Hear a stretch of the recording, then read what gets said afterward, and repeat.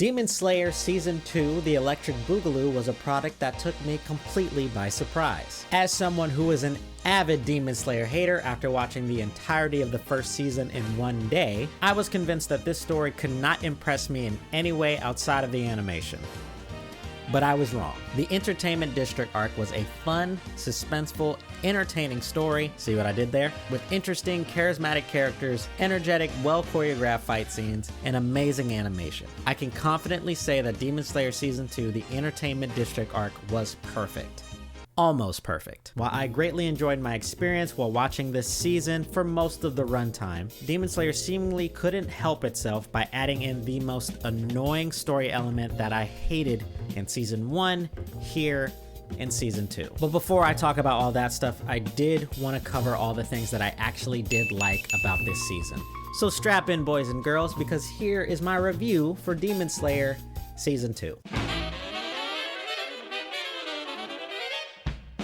As I say in pretty much all of my videos, and I will go ahead and say it here again, one of the most important things about story to me are the characters. Having good, well-written, relatable characters is the fastest way to get me on board with any story. One of the issues that I had with Season 1 is that I felt Demon Slayer was really lacking in this area. Tanjiro felt like a very basic, uninspired protagonist who wasn't as proactive as other MCs I enjoy in stories like this. Characters like Zenitsu made me want to 360 no-scope myself in the face every time he opened his mouth, and anyone outside of Inosuke, who is very entertaining, didn't offer much in terms of character. Demon Slayer is not a very complicated story. It's very simple in its themes and narrative concepts, so without strong, interesting characters, this world tends to feel very hollow, at least for me. But after the events of the Mugen Train, where we got this absolute god of a character in Rengoku, it felt like Demon Slayer was shifting its focus on fleshing out these characters in a meaningful way. Season 2 takes this concept and cranks it up to 11 with Tanjiro and the Giga Chad himself, Tengen. Tengen was such a breath of fresh air, and every time he was on screen, I was fully invested. He's confident, flashy, and bombastic, much like Inosuke, but has layers to his character. And this is perfectly reflected in his backstory and his relationship with characters around him. Much like how Rengoku was a major standout in the Mugen Train arc, not only because he was strong, but for how complex he was. I think Tengen also serves as the MVP of this arc because he is so well-rounded as a character. The scenes dealing with his upbringing and his relationship with his wives were short, but gave me enough context to feel something when he was in battle. His struggle with wanting to live an honorable life for his fallen siblings and comrades, versus him not feeling up to par with his peers, put a lot of weight behind his actions. Tengen is the type of character who demands attention, and I love characters like that. I was a little disappointed we didn't get much characterization for the Kunoichi, but the story doesn't involve them too much, so this was easy to let go of. On top of Tengen, another character I ended up loving in this section was someone that I did not foresee enjoying, and that was Tanjiro. He surprised me so much in this arc, it blows me away.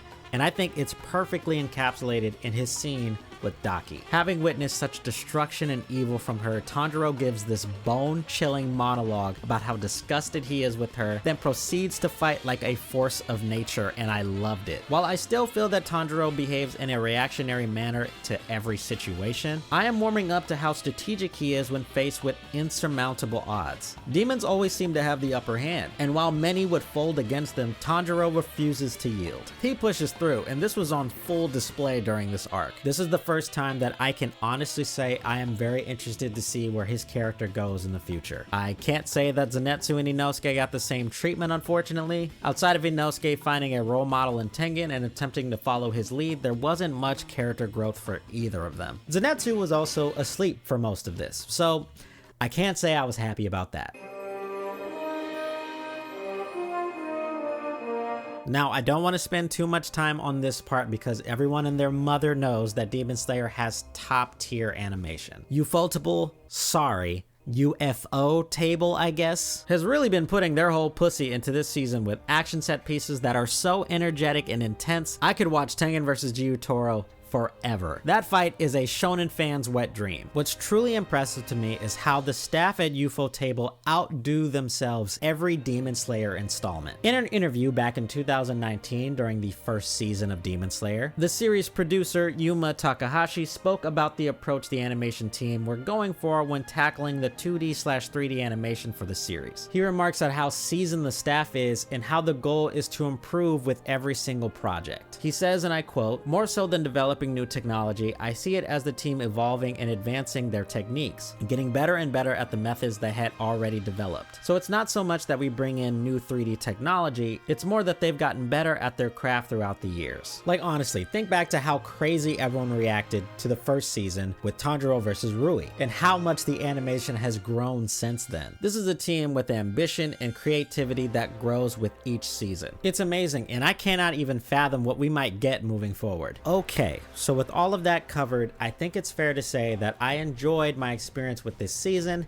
and I am hopeful to see what happens in the future. The amazing animation and the characterization that we got for our leads really took me by surprise. I do agree with the majority sentiment that the Entertainment District arc is the evolution of shonen anime as it stands. With that said, what could have bothered me so much that it almost ruined the season for me? Well, strangely enough, in order to properly illustrate this point, I'm gonna talk about The Last of Us 2.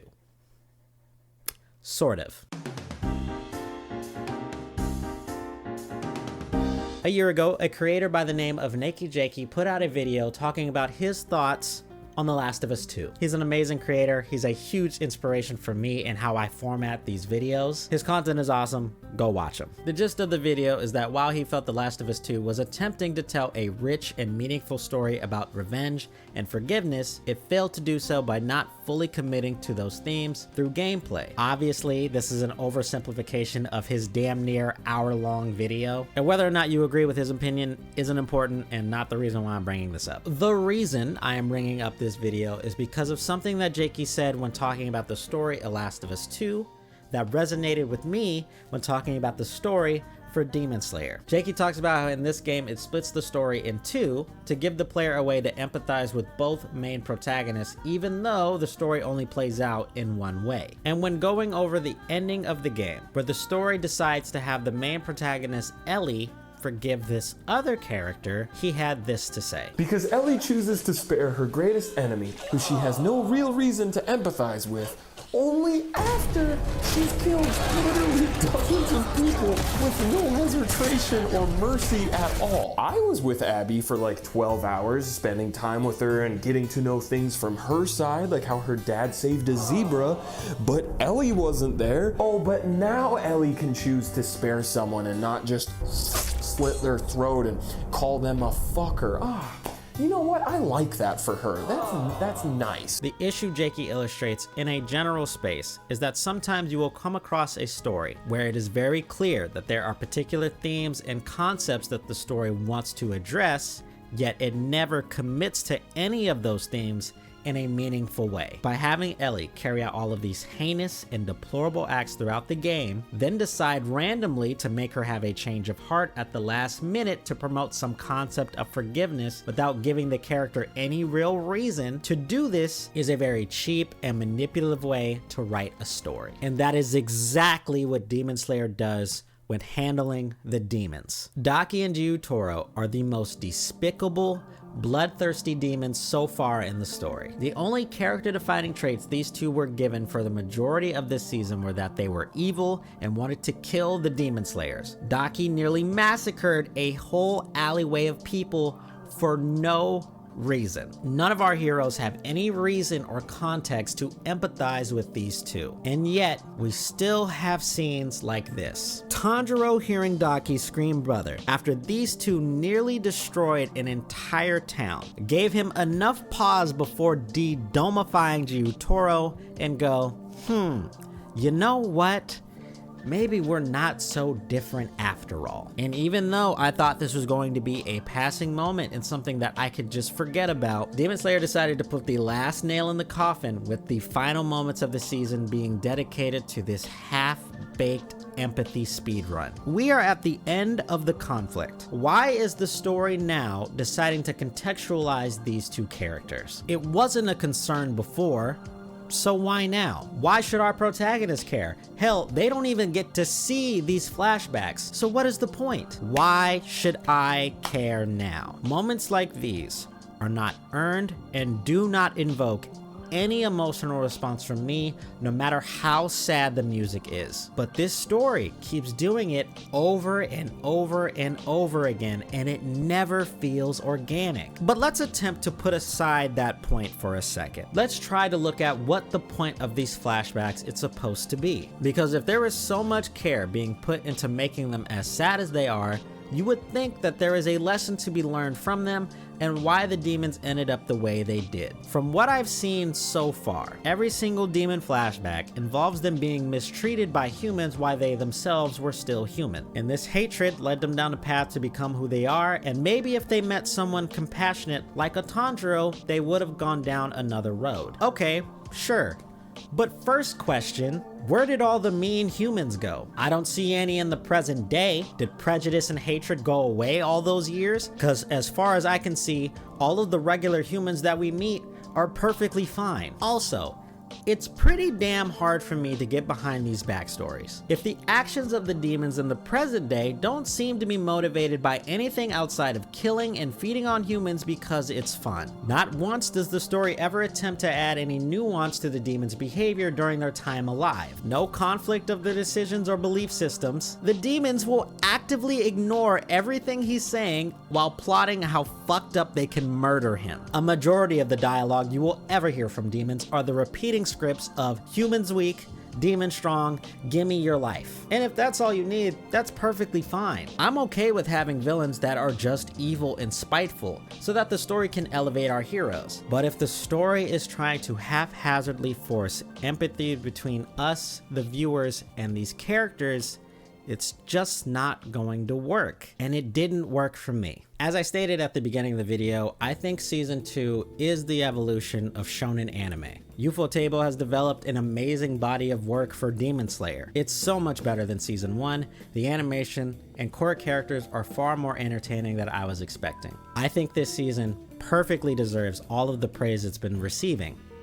But I also think that these factors do not make up for the issues that Demon Slayer's core story elements still have. It is an extremely simple story with simple characters that wants to be far deeper than it actually is, and it tries to present that in a very manipulative and half-assed manner. I would prefer if this story would stick to its guns and uplift its core characters, which it does in some respects, but then turns around and pulls this nonsense with the demons. It's lazy, unearned, and could have been handled so much better. I hope that this story sees better character writing for the demons in the future. So far, Demon Slayer has only gotten better for me. I can only hope that the demons we face in the future are properly contextualized and the story becomes more complex like it's currently trying to be. But as of right now, it just isn't. But that's going to be it from me. Thank you very much for watching. This video ended up being a lot longer than I thought it was going to be, but hopefully it was enjoyable anyway. See you guys in the next one.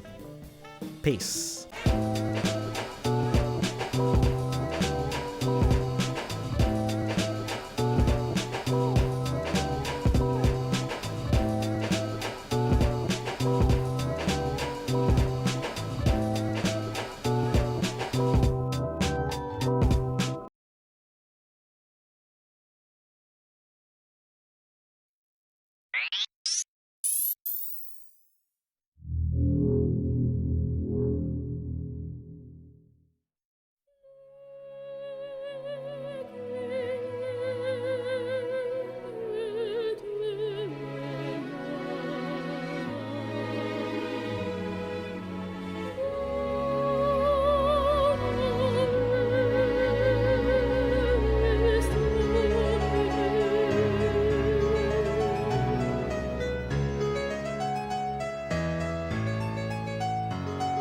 Do the impossible, see the invisible. Row, row, fight the power, touch the untouchable, break the unbreakable.